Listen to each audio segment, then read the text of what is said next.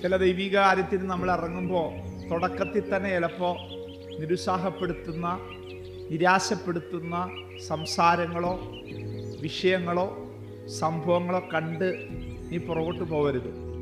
ഒരു ദൈവപ്രവൃത്തി സുനിശ്ചിതമാണ്. അതിൽ നിന്ന് നമ്മളെ പിന്തിരിപ്പിക്കുക എന്നുള്ളതാണ് പിശാചിന്റെ പരിപാടി. മോർണിംഗ് മന്നായിലേക്ക് എല്ലാ പ്രിയപ്പെട്ട സ്വാഗതം. വീണ്ടും നമ്മൾ ഇന്നലെ ചിന്തിച്ചതിൻ്റെ തുടർച്ചയാണ് നമ്മൾ ചിന്തിക്കുന്നത്. പുറപ്പാട് ദിവസം 5-ാം അധ്യായം 6 മുതലുള്ള വാക്യങ്ങൾ. അന്ന് ഫറവോൻ ജനത്തിൻ്റെ ഊഴിയ വിചാരകന്മാരോടും പ്രമാണികളോടും കൽപ്പിച്ചത് എന്തെന്നാൽ, ഇഷ്ടിക ഉണ്ടാക്കുവാൻ ജനത്തിലെ മുമ്പിലത്തെ പോലെ ഇനി വൈക്കോൽ കൊടുക്കരുത്. അവർ തന്നെ പോയി വൈക്കോൽ ശേഖരിക്കട്ടെ. എങ്കിലും ഇഷ്ടികയുടെ കണക്ക് മുമ്പിലത്തെ പോലെ തന്നെ അവരുടെ മേൽ ചുമത്തണം. ഒട്ടും കുറയ്ക്കരുത്. അവർ മടിയന്മാർ. അതുകൊണ്ടാകുന്നു ഞങ്ങൾ പോയി ഞങ്ങളുടെ ദൈവത്തിന് യാഗം കഴിക്കട്ടെ എന്ന് നിലവിളിക്കുന്നത്. അവരുടെ വേല അതിഭാരമായിരിക്കട്ടെ. അവർ അതിൽ കഷ്ടപ്പെടട്ടെ. വ്യാജവാക്കുകൾ കേൾക്കരുത്. കണ്ടോ, ഒരു ദാക്ഷിണ്യവും ഇല്ലാതെ ദൈവജനത്തിന് മേൽ കയറുന്ന ഈ ഫറവോനെ ദൈവം തൊടാതിരിക്കൂ. നിങ്ങളുടെ കാര്യം ദൈവാത്മാ പറയുന്നത്. വിശ്വസ്തയോടെ, നിഷ്കളങ്കതയോടെ, നേരോടെ, സിൻസിയറായിട്ട് നടക്കുന്ന നിന്റെ മേലിട്ട് കയറുന്നതിന് ദൈവം നോക്കും.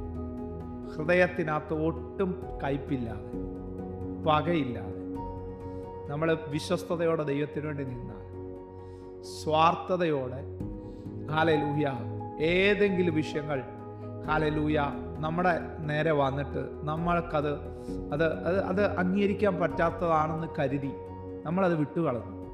തന്നിമിത്തം ഉണ്ടാകുന്ന അമേൻ വിഷയങ്ങൾ നെഗറ്റീവായിട്ട് നമ്മുടെ നേരെ വന്നാലും ദൈവം അത് നോക്കിക്കോളും. ദൈവം അത് നോക്കിക്കോളും കുഞ്ഞെ. ഇവിടെ നോക്കിയേ, ദൈവത്തെ ആരാധിക്കാൻ വിട്ടയക്കാനാ പറഞ്ഞേ, അല്ലാതെ അവരുടെ എന്തെങ്കിലും പരിപാടിക്കല്ല. ആമേൻ. ഫറവോൻ ചെയ്ത പരിപാടിയുണ്ടോ? ഇനി അവർ മടിയന്മാരാ. അവർ വൈക്കോൽ തനിയെ ശേഖരിക്കട്ടെ. ഇഷ്ടികയുടെ കണക്ക് പഴയതുപോലെ വേണം തന്നെ. ഇതെങ്ങനെ നടക്കും? അനീതി നിന്റെ ലൈഫിൽ സംഭവിക്കുന്നുണ്ടോ? ദൈവത്തോടുള്ള ബന്ധത്തിൽ നീ കർത്താവിന് വേണ്ടി ഇറങ്ങി തിരിച്ചു എന്നുള്ള കാരണത്താൽ മറ്റ് പല മേഖലകളിലും തിരസ്കരിക്കപ്പെടുന്നുണ്ടോ? ഒറ്റപ്പെടുത്തുന്നുണ്ടോ? ദൈവം നിനക്ക് വേണ്ടി എഴുന്നേക്കാൻ പോവാ. നിനക്ക് ഫറവോന്റെ മുമ്പിൽ ഒന്നും ചെയ്യാൻ പറ്റത്തില്ല. പക്ഷെ നീ ആരാധിക്കുന്ന ദൈവത്തിന് ഫറവോന്റെ കസര ഇളക്കാൻ കഴിയും. അതല്ലേ നമ്മൾ ഈ ദിവസം പല മേഖലകളിൽ കണ്ടോണ്ടിരിക്കുന്നത്, പലയിടങ്ങളിൽ കണ്ടോണ്ടിരിക്കുന്നതല്ലേ?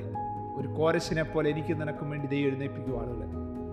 നീ നിസ്സഹായനായിരിക്കുന്നിടത്ത്, നിനക്ക് കഴിയാത്ത ഇടത്ത് ദൈവം നിനക്കും എനിക്കും വേണ്ടി ചിലരെ എഴുന്നേൽപ്പിക്കും. ഇതാ ദൈവത്തിന്റെ നീതി എന്ന് പറയുന്നത്. ഇവർ പറയുന്നുണ്ട്, ഇഷ്ടിക പഴയതുപോലെ കൊടുക്കുകയും വേണം, വൈക്കോല് കൊടുക്കുകയും ചെയ്യല്ലേ. അനീതിയാ എല്ലായിടത്തും അല്ലേ? നീ ദൈവത്തെ സേവിക്കാൻ ഇറങ്ങി തിരിച്ചുകൊണ്ട് നീ അതിനൊന്നും മിണ്ടത്തില്ല, നീ ഒന്നിനും പോത്തില്ല. അത് മുതലെടുത്തോണ്ടാ ഈ ദിവസങ്ങൾ ഇതിന്റെ നേരെ വിഷയം വരുന്നല്ലേ. ഭാരപ്പെടണ്ട കുഞ്ഞെ, നിന്റെ ദൈവമല്ല ഇത് കാണുന്നുണ്ട്. എനിക്ക് വേണ്ടി പ്രവർത്തിച്ചതുപോലെ മനുഷ്യരുടെ തെറ്റിദ്ധാരണകളെ മാറ്റാൻ, തെറ്റായിട്ടുള്ള നിരൂപണങ്ങളെ തിരുത്താൻ ഹല്ലേലൂയ ദൈവം ഇറങ്ങി വന്ന ഒത്തിരി ഒത്തിരി അനുഭവങ്ങളുണ്ട് കേട്ടോ. കാരണം നമ്മൾ വിശ്വസത്തോടെ ദൈവത്തിന് വേണ്ടി നിന്നാൽ കപടത ഉണ്ടാവരുത്, വക്രത ഉണ്ടാവരുത്, ഹൃദയത്തിനകത്ത് കയ്പുണ്ടാവരുത്, നിഷ്കളങ്കത നമുക്കുണ്ടാകണം.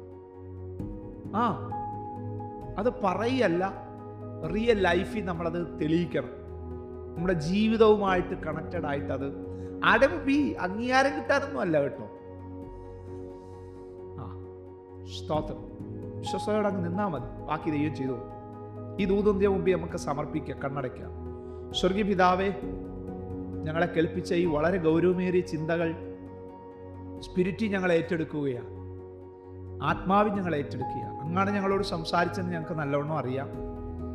ഞങ്ങളുടെ ഈ ശബ്ദത്തിന് മുമ്പിൽ ഞങ്ങളെ തന്നെ വിധേയപ്പെടുത്തും, യേശുവിൻ നാമത്തിൽ തന്നെ. ആമേൻ. God bless you. ദൈവം നമ്മെ അനുഗ്രഹിക്കട്ടെ. Praise the Lord.